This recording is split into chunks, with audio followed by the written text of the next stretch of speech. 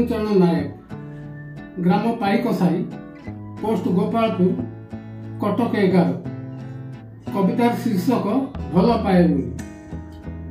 पाए बोली कहूची मुही अंतर खोली, चिरकाल पाई रहिबो एहा सत्य भारती। पिता सर्व पिला मानकु नेई बक्षरे तोली, माता सर्व पिला मानकु कोले स्नेहर बोली।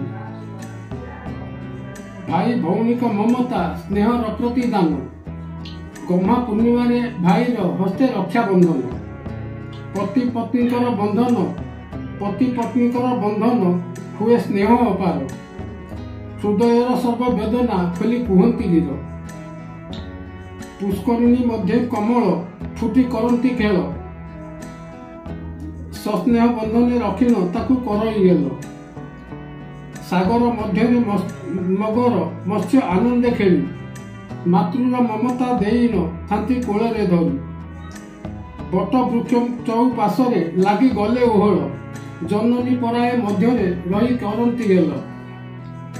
दुखरे सुखरे जेजन पासे जाती चाली, ध्रुवगिर नहे अन्यथा भल पाए मु बोली।